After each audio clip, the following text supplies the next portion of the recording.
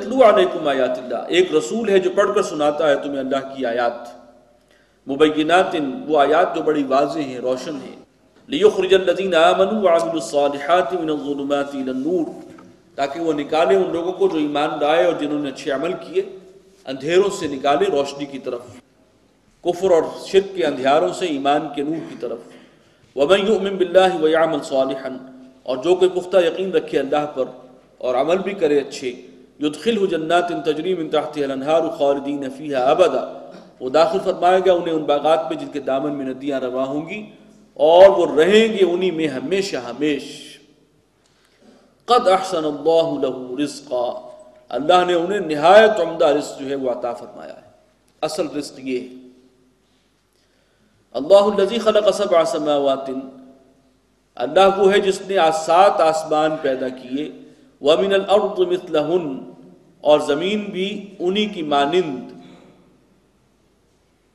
اب یہاں پر ایک لفظ ایسا ہے جس سے یہ گمان ہوتا ہے کہ زمینیں بھی کئی ہیں، متعدد زمینیں، آسمان 7 ہیں تو زمین بھی ان کے مثل ہے، یعنی وہ بھی کئی ہیں یا 7 ہیں۔ تو ایک شاذ رائے یہ ہے کہ شاید اس کائنات میں اور بھی کچھ ایسے پلینٹس ہیں جیسے ہماری زمین، کہ جہاں پر کوئی اللہ نے اپنی مخلوقات بسائی ہوئی ہوں۔ ادھر سے ایک امکان جو ہے وہ نکلتا ہے کہ زمین اس جیسی کوئی زمینیں اور بھی ہیں، کا مطلب یہی ہے نا کہ جہاں پر حیات ممکن ہے، جہاں پر اللہ نے کوئی مخلوق جو ہے اپنی مغز آزمائش اس کو رکھا ہے، تو شاید کوئی اور ہو، لیکن اس کے بارے میں حتمی طور پر ہم نہیں کہہ سکتے۔ یتنزل الامر بینہن، اترتا ہے اس کا حکم ان سب کے اندر، آسمانوں میں بھی اور زمین میں بھی، لتعلموا ان اللہ علی کل شیء قدیر، تاکہ تم جان لو کہ اللہ ہر چیز پر قادر ہے، وان اللہ قد احاط بکل شیء علما، اور اللہ نے اپنے علم سے ہر شے کا احاطہ کر رکھا ہے۔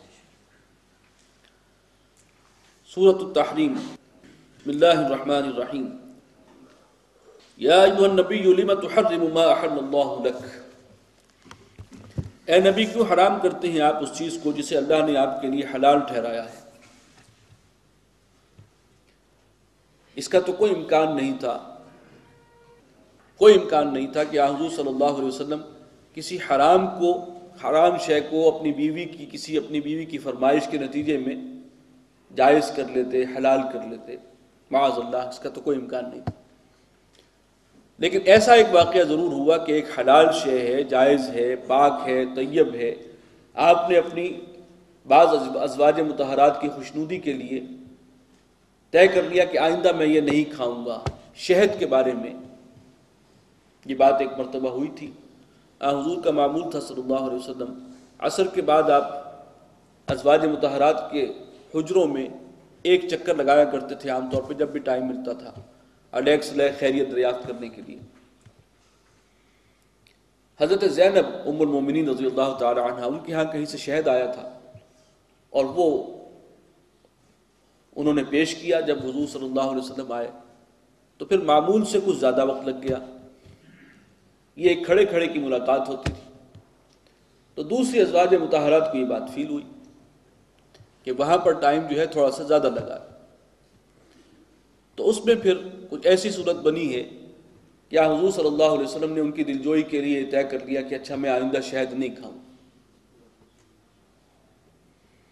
تو اس پر بھی تھوڑی گرفت ہو رہی ہے کہ اے نبی آپ کیوں حرام کر رہے ہیں ایک چیز جو اللہ نے آپ کے لیے حلال کی ہے، تبتغی مرضات ازواجک، آپ اپنے بیویوں کی دلجوئی اور ان کی رضامندی چاہتے ہیں، ان کی خاطر آپ نے ایک جائز چیز کو اپنے لیے طے کر لیا کہ آئندہ میں نہیں استعمال کروں گا، حرام کر لیا۔ اب کوئی اور شخص یہ کرے تو یہ گناہ نہیں ہے، گناہ ہرگز نہیں ہے۔ حضور صلی اللہ علیہ وسلم نے اپنے لیے طے کر لیا کہ میں فلاں چیز استعمال نہیں کروں گا، کوئی بھی کر سکتا ہے، اس میں ہرگز کوئی گناہ کا پہلو نہیں ہے۔ لیکن آپ کا جو مرتبہ و مقام تھا اور آپ اسوہ کاملہ ہیں، اس کا بھی اندیشہ ہو سکتا تھا کہ بعد میں لوگ کہیں شاید شہد ہے ہی حرام، جیسے کہ ایک شبہ ہو گیا تھا۔ حضرت یعقوب علیہ السلام نے اپنے بارے میں طے کیا کہ اونٹ کا گوشت نہیں کھاؤں گا، انہیں حکیموں نے منع کیا تھا، حالانکہ انہیں بہت پسند تھا، قسم کھا بیٹھے نہیں کھاؤں گا۔ تو بعد میں یہودیوں نے یہ سمجھا کہ ہماری شریعت میں یہ حرام ہے۔ تو پیغمبر کا معاملہ، رسول کا معاملہ بہت اہم ہوتا ہے۔ تو اے نبی، آپ نے اپنی بیویوں کی رضا جوئی کے لیے، ان کو خوش کرنے کے لیے یہ قسم کھا بیٹھے۔ واللہ غفور الرحیم، اللہ بخشنے والا ہے، مہربان ہے۔ قد فرض اللہ لکم تحلۃ ایمانکم، اللہ نے آپ پر لازم کیا ہے، مقرر کر دیا ہے ایسی قسموں کا کھولنا۔ اس کو تو جو کفارہ ہے وہ ادا کریں اور قسم کھول دیں۔ واللہ مولاکم، اللہ تعالیٰ آپ کا پشپناہ ہے، حمایتی ہے، مددگار ہے، ساتھی ہے۔ وہو العلیم الحکیم، اور وہ سب کچھ جاننے والا ہے، حکمت والا۔ وَإِذْ أَسَرَّ النَّبِيُّ إِلَىٰ بَعْضِ أَزْوَاجِهِ حَدِيثًا، اور جب نبی نے اپنی بیویوں میں سے کسی کو ایک بات بتائی بطور راز۔ ایک رائے یہ ہے کہ وہی معاملہ تھا حضرت حفصہ رضی اللہ تعالی عنہ، ام المومنین، ان سے حضور نے کہا تھا صلی اللہ علیہ وسلم کہ آئندہ میں شہد نہیں کھاؤں گا، لیکن ساتھ یہ بھی بتا دیا کہ تاکید کر دی کہ یہ بات کسی اور کو نہ بتانا ہے۔ آپ کو شاید یہ گمان ہو کہ یہ بات لیک ہوگی تو حضرت زینب تک بھی پہنچے گی، جو شہد پیش کیا کرتی تھی، تو انہیں شاید گراں گزرے اور انہیں صدمہ ہو اور رنج ہو۔ تو آپ نے تاکید کر دی کہ تم نے یہ بات کسی اور کو نہیں بتانی۔ لیکن انہوں نے حضرت عائشہ رضی اللہ تعالیٰ عنہ سے کہہ دی، عنہا سے۔ غالباً انہوں نے سمجھا ہوگا کہ اصل مقصد تو یہ تھا کہ زینب تک بات نہ پہنچے رضی اللہ تعالیٰ عنہ، تو کوئی حرج نہیں ہے اگر ام المومنین حضرت عائشہ تک پہنچ گئی۔ تو یہ ایک آپس کا ایک، میں سمجھتا ہوں کہ ایک دوسرے پر اعتماد بھی ہے، تو یہ ان گڈ فیتھ جسے کہتے ہیں کہ یہ کیا گیا۔ لیکن اس پر بھی پکڑ ہو گئی کہ رسول نے تمہیں منع کیا تھا ایک چیز سے کہ اس بات کو راز رکھنا ہے، یہ آگے نکلنی نہیں چاہیے تھی۔ اللہ تعالیٰ نے ازواج مطہرات کو یہاں پر تنبیہ کی۔ فلما نبأت بھی، تو جب انہوں نے اس بات کو، زوجہ محترمہ نے وہ بات آگے بیان کر دی، واظہرہ اللہ علیہ، اور اللہ نے اپنے نبی کو اس کی اطلاع کر دی کہ تمہارا وہ راز جو ہے وہ اب آگے منتقل ہو گیا ہے۔ عرف بعضہ وعرض عن بعض، تو حضور نے اپنی ان زوجہ سے ان کو کچھ بات جتلائی، کچھ نہ جتلائی، یعنی باتوں باتوں میں ان پر یہ واضح کر دیا کہ معلوم ہو گیا کہ تم نے وہ راز آگے افشا کر دیا۔ لیکن ایسی کوئی باز پرس بھی نہیں تھی، کوئی اتنا معاملہ ایسا اہم بھی نہیں تھا۔ فلما نبأہا بہ، تو جب اللہ کے نبی نے اپنی زوجہ کو بتایا، یہ اس سے آگاہ کیا، قالت من انبأک ھذا، انہوں نے فوراً پلٹ کے کہا کہ آپ کو کس نے بتایا؟ اب ظاہر بات ہے کہ ازواج مطہرات کا جو رشتہ تھا حضور صلی اللہ علیہ وسلم سے، اس کی وہ ڈائمنشن بھی تھی میاں بیوی والی۔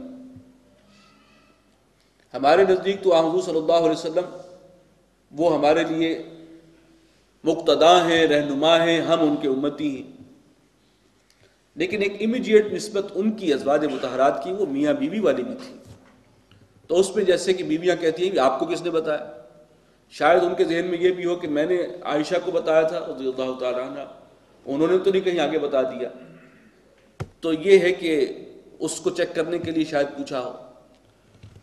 قال نبأنی العلیم الخبیر، فرمایا کہ مجھے تو خبر دی ہے اس نے کہ جو العلیم اور الخبیر ہے، ہر شے کا علم رکھنے والا ہے، ہر چیز سے باخبر ہے۔ ان تتوبا الی اللہ فقد صغت قلوبکما، اگر تم دونوں توبہ کرو اللہ کی جناب میں تو تمہارے دل تو مائل ہو ہی چکے ہیں۔ صغت قلوبکما یہ الفاظ ہیں، ان کو بعض نے کہا کہ دل ٹیڑھے ہو گئے ہیں، جھکنا اس کے معنی ہے دل کا جھکاؤ۔ تو ساری صورتحال کو سامنے رکھیں، ازواج مطہرات کا مقام، ان کو جو اللہ نے ان کی مدح و ستائش بھی کی ہے، تو تمہارے دل مائل ہو چکے ہیں، تمہیں احساس تو ہو گیا کہ غلطی ہوئی ہے۔ وَإِن تَظَاهَرَ عَلَيْهِ، اور اگر تم دونوں نے نبی کے خلاف کو ایکا کر لیا، فَإِنَّ اللَّهَ هُوَ مَوْلَاهُ وَجِبْرِيلُ وَصَالِحُ الْمُؤْمِنِينَ، تو جان لو کہ ان کی پشت پر کون کون ہے، اللہ ان کی پشت پر ہے، جبرائیل ہیں اور تمام نیک اہل ایمان ہیں، وَالْمَلَائِكَةُ بَعْدَ ذَلِكَ ظَهِيرٌ، اور اس کے بعد تمام فرشتے بھی ان کی مددگار ہیں، ان کے حمایتی ہیں۔ یعنی ایسی کوئی بات ذہن میں نہیں آنی چاہیے وہ میاں بیوی کے حوالے سے ہی جو بات ہوتی ہے کہ پہلے اپنی غلطی ماننے میں ایک جھجک سی محسوس